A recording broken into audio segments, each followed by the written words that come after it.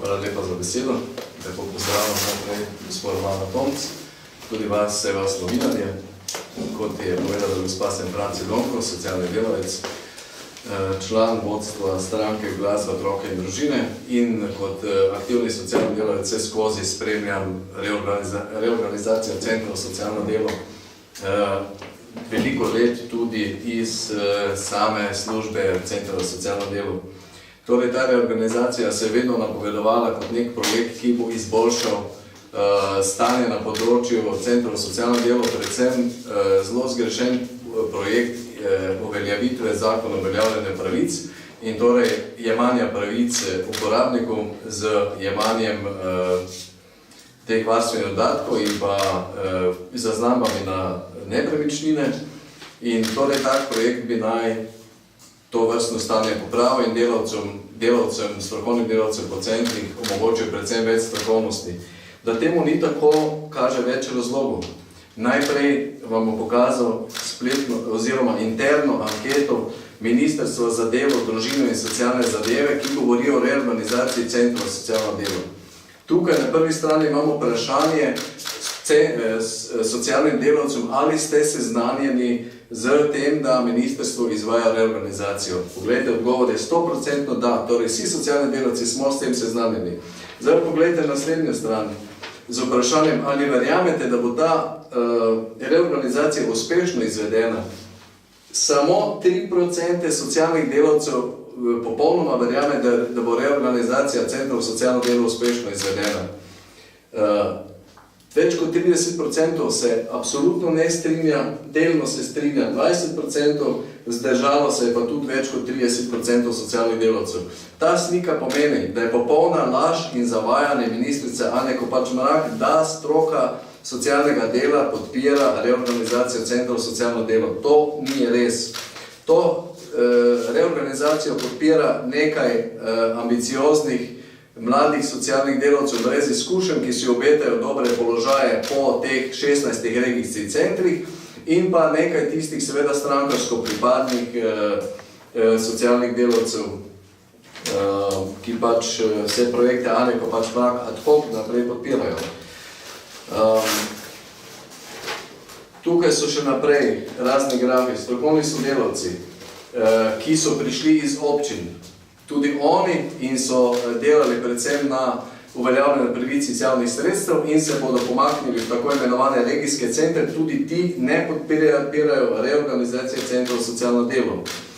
Zato, ker so stvari nastavljene na hitro in do uporabnikov in do strokovnih delavcev centrov za socialno delo ni pošteno, da se takšna reorganizacija, ki da se prav razumemo, sicer je potrebna, vendar ne na koncu mandata neke vlade, ki svojih odločitev ali pa svojih dobrih ali pa napačnih potez sploh ne bo mogla začeti popravljati, ampak bo zopet uvedla nek projekt, kakršnega uvedla z zakonom o uveljavljanju pravic, kjer so socialni delavci bili vrženi v vodo in smo morali splavati ob sesuvanje v sistemu, s tem, da se je ljudem ogromno transferov vzelo in spet smo bili oboji na škodi. Tukaj močno sumim, oziroma vse tako kaže, da gre za en zelo podoben projekt in jaz imenujem projekt reorganizacije centrov za socialno delo projekt drugega tira Anje Kopač Mrak. Tako kot Cerar nujno potrebuje nek projekt, s katerim bi svojo pač takšno javno podobo, kakršno pač že ima, slabo v javnosti popravo, tako si tudi ministrica Anja Kopač Mrak močno želi nekega projekta, po katerem bi jo tako zgodovina, recimo slovenska, prepoznala kot uspešno. Žal, ta projekt reorganizacije gre v popolnoma drugi smeri. Naslednje, če pogledamo, ali večina zaposlenih, torej ministrstvo samo ugotavlja, da večina zaposlenih še, torej to je postavljeno v oklepaj, večina zaposlenih ne verjame, da je reorganizacija ena od pomembnih rešitev za odpravo obstoječih šibkosti CSD-jev.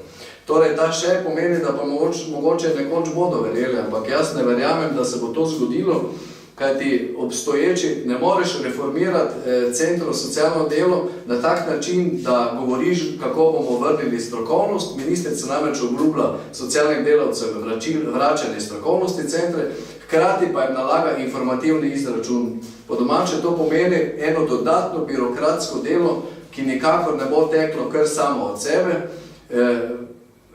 Informativni izračun pomeni uveljavljanje večine vseh pravic v eni odločbi in neko poenostavitev dela, ampak temu ne bo tako, kajti vemo, da se razmere v družinah spreminjajo, da se rojevajo otroci, da se ljudje upokojujejo, da menjavajo službe, menjavajo socialne statuse in ta informativni izračun, ki bi v bistvu moral iti na finančno upravo Republike Slovenije, ki operira z vsemi bazami podatkov državljanov, bo zdaj po novem naložen centrom za socialno delo in to je en popolnoma zgrešen korak, s katerim se socialni delavci ne strinjamo. Kajti mi nismo dolžni preverjati materialnega, finančnega in ne vem kakšnih statusov in bančnih računov državljanov, ampak smo dolžni ljudem pomagati in gledajte, z informativnim izračunom se nam zopet nalaga to, da bomo morali kontrolirati državljane in še večje nezaupanje med ljudmi ustvarjati, namesto da bi res poenostavili postopke in ljudem prišli bliže. 16 regijskih centrov, ki so v tej reorganizaciji zajeti, bo pa nekatere naloge prevzelo od dosedanjih centrov socialno delo in pa vsi socialni delavci, ki delajo na uveljavljanje pravic iz javnih sredstev, se bodo preselili na teh 16 centrov. To se pravi, da bo zopet neka dvojnost. Na eni strani bojo nižji oziroma vsi tako rekoč neki lokalni centri, ki bodo v odnosu do teh regijskih centrov in podrejeni, ne bodo imeli svojih direktorjev, ampak pomočnike direktorjev in iz teh centrov se bo večina pristojnosti oziroma takšne pristojnosti, ki ne bi spadale v regijski center, prenašale. To je tudi interventna služba na področju preprečevanja nasilja v družini. Glede, če bo na enem manjšem centru, na katerem bi hipotetično jaz bil zaposlen, se zgodil en tak primer, bom jaz moral z uporabnikom, ki bo imel težave ali pa uporabnico s težavami v nasilju, moral se povezati z strokovnim delavcem na tem regijskem centru, enem od 16, in tisti človek se bo ali osebno ali pa samo birokratsko preko spisa vključil v reševanje primera. Poglejte, to je zopet odmikanje stroke od uporabnikov in podvajanje birokratskega dela. Tako da skupno več kot polovica naših socialnih delavcev meni, da reorganizacija ni ena od pomembnih rešitev, tudi ne v zvezi z podaljševanjem delovnega časa. Mi imamo normalno funkcionirajoče regijske interventne službe, ki izven poslovnega časa centrov za socialno delo zmoremo in naredimo vse potrebno, da ljudje imajo dostop do nujnih oblik pomoči. Najpogostejši odgovori, zakaj ne verjamete v uspešno izvedeno reorganizacijo, pa so kadrovska podhranjenost, reorganizacija poteka na preveč formalen in politično usmerjen način, reorganizacija ne izhaja iz praktičnih izkušenj, večina strokovnih delavcev v te posvete ni bila povabljena in imam primer enega večjih centrov v Sloveniji, kjer se je posvet strani ministrstva napovedal in sicer samo en dan naprej, tako da se večina strokovnih delavcev niti ni mogla tega srečanja udeležiti, niti niso imeli možnosti izraziti svojih pomislekov in pa vprašanj. Vidite, na tak način potem zavajati ljudi, kako je stroka reorganizacije podpira in kako strokovni delavci pri tem sodelujejo, to je žal navadna manipulacija. Nezaupanje v uspeh reorganizacije zaradi preteklih izkušenj, o katerih sem govoril, to gre za uveljavljanje pravic iz javnih sredstev, kjer je ogromno ljudi, kjer so socialni delavci dobesedno delali cele sobote, izgorevali in še je ogromno odločb zaradi nedelovanja sistema ni bilo pravočasno rešenih. Veste, v to spet nekaj tako nedomišljenega pa nedodelanega poriniti socialne delavce je skrajno neodgovorno, pa ne samo zaradi socialnih delavcev, ampak tudi zaradi uporabnikov. Pomanjkanje konkretnih analiz stanja na terenu, Glede, tukaj niti ene resne analize za reorganizacijo ni bilo narejene, ampak neke notranje PR-ovske plačana mnenja, nobene resne analize ali pa pilotskega projekta ni bilo izvedenega. Jaz sem bil na tistem predstavitvi, ki ga je imela ministrica Anja Kopač Mrak, in ona je rekla, zakon nam ne dovoljuje, da bi izvedli pilotski projekt reorganizacije centrov za socialno delo. Glede, to je popoln nesmisel, kajti takega projekta se enostavno ne smeš lotiti, brez da bi izvedel na enem ali pa dveh centrih pilotski projekt. Pilotski projekti so bili dovoljeni še leta 2011, ko je šlo za uveljavljanje pravic iz javnih sredstev, se je delalo na Novomeškem in še nekaterih centrih, zdaj pa naenkrat več jih zakon ne dovoljuje. Glede, to so takšne nesmisli, ki samo opravičujejo eno vsiljevanje tega, kar ministrstvo pod vodstvom Anje Kopač Mrak počne. Reorganizacija pomeni samo povečevanje državnih stroškov, o tem sploh ni dvoma, ker se bodo postopki podvajali in ker bo še ena nova serija dodatnih birokratskih poti se odprla z uvedbo informativnega izračuna.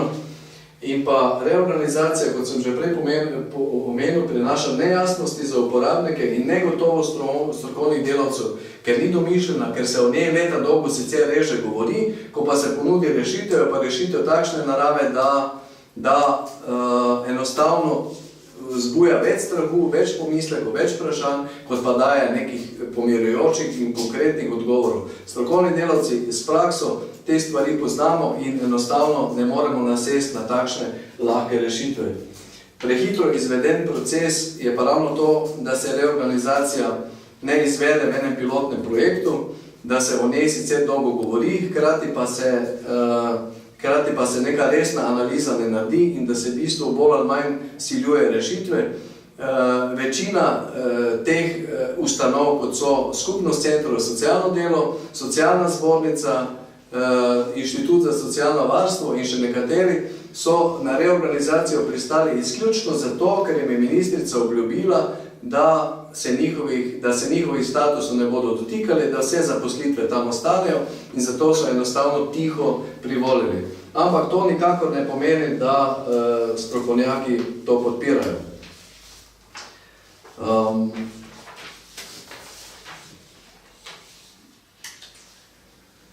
Tukaj, gledajte, jaz nekako v tem prvem delu bi bilo to vse, kar sem želel povedati, razen morda bi še rad rekel to, da zakaj imam tole majico danes zgor, namreč jaz sem tudi strokovni zastopnik babice in dedka v primeru odvzema koroških dečkov. Ministrica Anja Kopač Mrak je govorila, da je reorganizacija potrebna tudi zato, da se takšni primeri bodoče več ne bi dogajali. To je navadno zavajanje in laž, zato ker smo strokovni delavci skladno z konvencijo OZN o otrokovih pravicah, skladno s prakso Evropskega sodišča in pa Evropsko konvencijo o človekovih pravicah že zdaj dolžni spoštovati vse predpise, na podlagi katerih se to takšno trganje družin ne bi smelo zgoditi.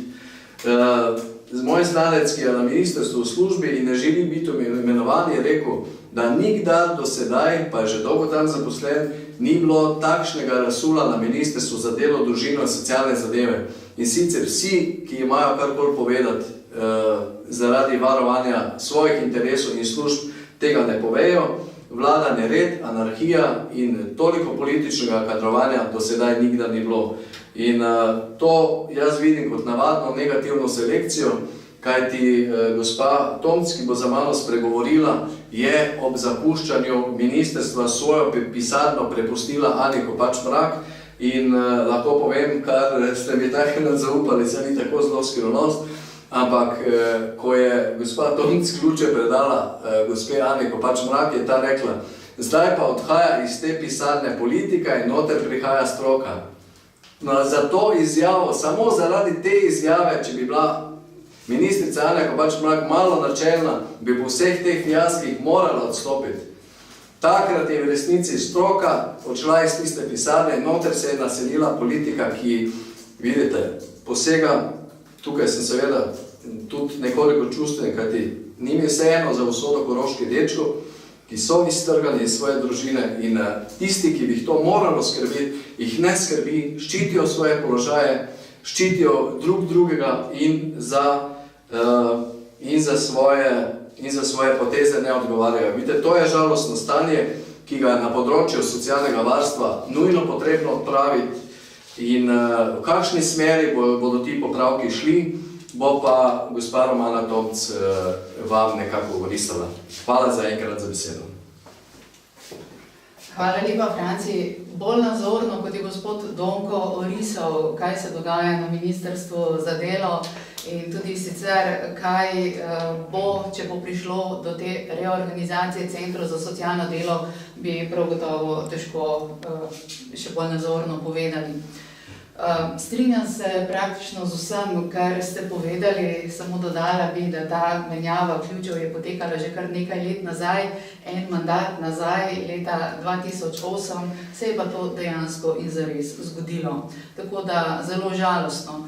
Jaz mislim, da s to reorganizacijo centrov za socialno delo ministrstvo dejansko preveč hiti in zgodilo se bo natančno tako, kot se je zgodilo takrat, ko je prav tako hitelo ta ista ekipa, takrat je bila sedanja aktualna ministrica, državna sekretarka, ko so na vso silo želeli uveljaviti in so tudi uveljavili zakon o uveljavljanju pravic iz javnih sredstev.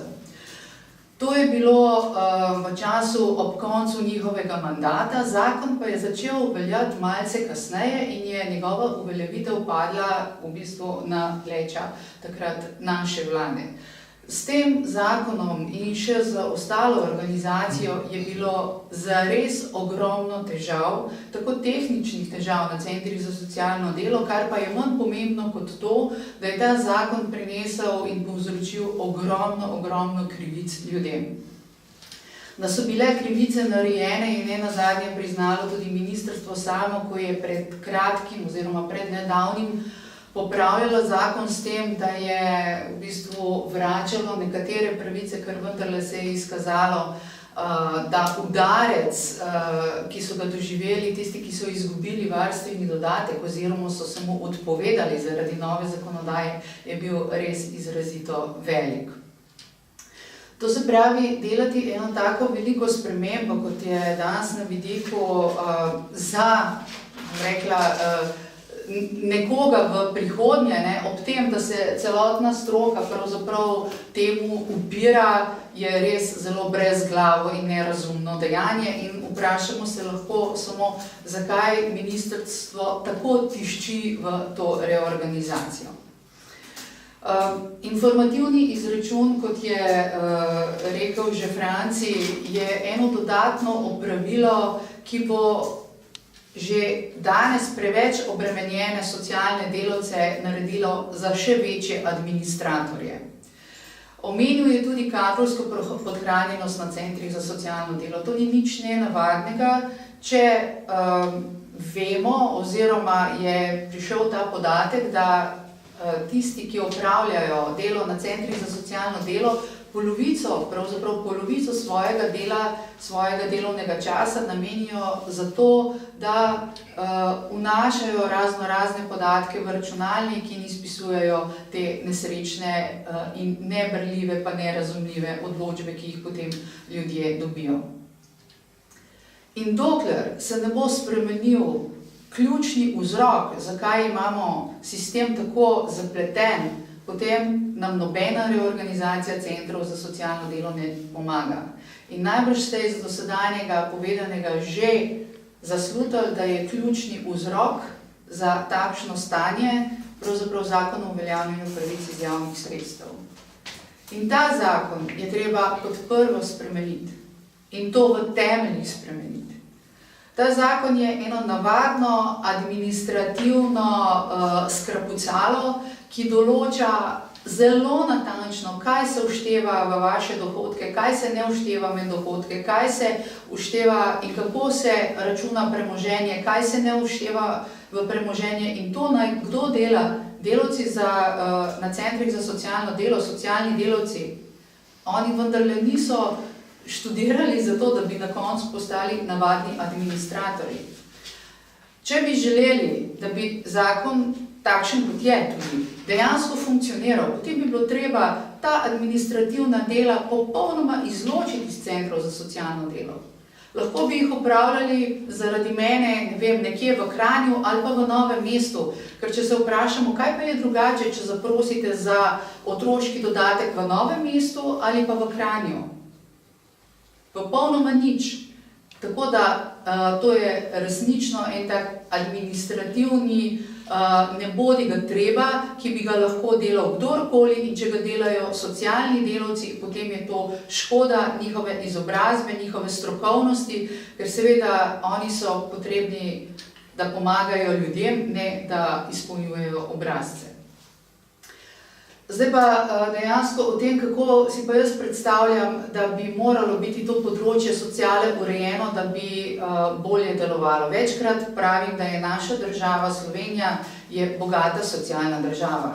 Ampak sociala je zelo nepravično porazdeljena in marsikdaj do tistih, ki jo najbolj potrebujejo, pravzaprav sploh ne pride ali pa pride zelo počasi. Zato bi bilo treba veliko narediti ne samo na obliki, na reorganizacijah, ampak predvsem na vsebini. Za začetek bi bilo treba naš socialni sistem narediti bolj enostaven in bolj pregleden. Čeprav bomo imeli po besedah ministrice informativni izračun, pa še vedno ne bomo vedeli, nihče ne bo vedel, koliko pravzaprav nekdo dobi od države socialnih transferov. Kajti te socialni transferi so v različnih oblikah in na različnih nivojih. In po moji oceni bi rabili nek izračun in nek prikaz, ki bi ga na koncu leta, tako kot dobi informativno odločbo za dohodnino, nek zavezanec, nek človek dobil in bi iz tistega lahko razbral, koliko socialnih prejemkov je dobil. In seveda, če bi bil ta sistem bolj pregleden, bi bil na koncu koncev tudi bolj pravičen.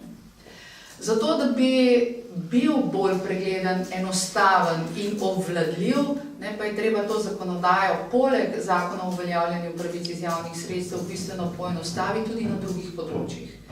In za začetek v Slovenski demokratski stranki predlagamo, da se nekateri socialni transferi poenostavijo. In med njimi kot prvo omenjamo otroški dodatek, ki naj ne bi več bil tako zapleteno urejen kot doslej, ampak bi bil to univerzalni otroški dodatek. S tem bi sistem seveda poenostavili in ta otroški dodatek pravzaprav namenili temu, čemu je zares namenjen, spodbujanju družin in rojstev otrok.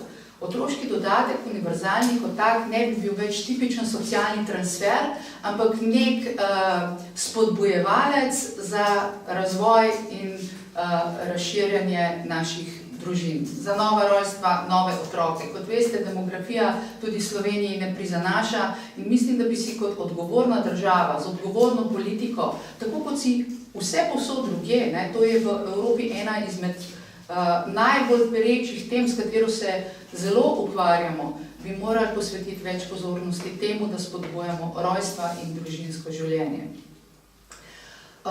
Če smo začeli pri otrokih, potem lahko nadaljujemo nekako z šolajočimi otroki in državne štipendije bi bilo treba malce preurediti, približno tako, kot so sedaj, ampak spet ne tako zapleteno, ne s toliko podatki in bolj enostavno, transparentno in tistim, ki si to dejansko zaslužijo. Da pa zaključim, ker Ministrstvo za delo pokriva praktično od rojstva do poznega življenja celotno prebivalstvo, zelo se zavzemam in prizadevala si bom, če bomo imeli kdaj to možnost, da bomo spet uvedli tudi državne pokojnine. Državne pokojnine smo nekoč že imeli, pa jih nimamo več. Imamo pa zelo zapleten sistem, kjer imamo neko pokojnino iz preteklih delovnih razmer, ki jo nekdo dobi, pa potem, če ni dovolj visoka, ta dobi še varstveni dodatek. In nenazadnje so sedaj zadnjo spremembo zakona o pokojninskem in invalidskem zavarovanju uvedli tudi dejstvo, pravzaprav, da za 40 let delovne dobe, polne delovne dobe, pokojnina ne more biti nižja od 500 evrov. S tem smo močno načeli pokojninski sistem kot sistem, kjer gre za izplačevanje pokojnin kot prihodkov iz preteklega dela. Mislim, da bi bilo treba, to ni današnja tema, ampak seveda tudi pokojninski sistem zelo spremeniti. Imamo natančno izdelano vizijo, kakšen naj bi izgledal, da bi bil bolj vzdržen, kot je danes. Ampak te državne pokojnine se nekako mešajo s pokojninskim sistemom in tem socialnim sistemom. Z državnimi pokojninami ne bi ne dodatno obremenili državnega proračuna, ne zapletli samega sistema, ampak bi ga enostavno poenostavili, naredili bolj preglednega in jaz sem prepričana, da bi ljudje to rešitev z veseljem sprejeli. Kot rečeno, nekoč smo jo že imeli, pa smo jih pač iz nekih, ne vem, kakšnih razlogov v času, ko je tudi bila v vladi ministrica Anja Kopač Mrak, ukinili. Tako da zavzemam se za bolj pregleden, za bolj enostaven, za bolj pravičen in ljudem bolj prijazen socialni sistem.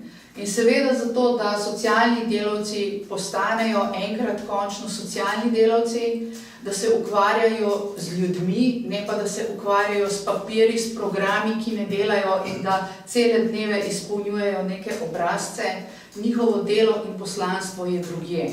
Vse tisto, kar pa je treba administrativnega dela, kar ga pa je seveda nekaj tudi treba, pa naj se prenese ali na ministrstvo, na posebno enoto, ali kam drugam, skratka socialne delavce in socialni sistem naj se razbremeni te administracije, pa se bo kmalu pokazalo, da tudi kadrovska podhranjenost ni tako zelo velika. Hvala lepa. Hvala lepa. Še kakšno vprašanje morda? Če lahko jaz, teda Jana Anžlovar, RTV, ministrstvo govori ravno o tem, da nam bi s to reorganizacijo socialni delavci postali spet socialni delavci, skratka, da bi se posvetili stroki ljudem. Vi pravite nasprotno, ali mislite, da se to ne bo zgodilo? Imam proti vprašanje. Kaj se je spremenilo, v čem je zakonodaja drugačna, ker danes je zelo zahtevna glede te administracije, da bi to držalo? Kaj socialnim delavcem ne bo treba več delati? Seveda, da bodo delali, samo delali ne bodo mogoče po vsaki enoti posebej, ampak nekje drugje. Ampak še vedno socialni delavci na centrih za socialno delo, na teh 16, ki se pravzaprav nekako na novo oblikujejo. Jaz mislim, da je to popolnoma nepotrebno. Tako kot sem prej rekla, popolnoma vseeno je, kje vi oddate vlogo za štipendijo, recimo. A jo oddate v Mariboru, v Kranju, a jo oddate na upravni enoti. Ta vloga, če je v elektronskem sistemu sploh, se bo nekje pokazala in nekdo, ki ga vi sploh ne poznate, ni treba, da je po stroki noben socialni delavec, lahko je dober administrator, bo to vlogo vnesel, vse podatke, sistem jih bo zmlel in bo sproduciral odločbo. Zakaj za to rabimo socialne delavce? Ne rabimo jih. In zakon o uveljavljanju pravic iz javnih sredstev se ne spreminja. In ta je vir zla.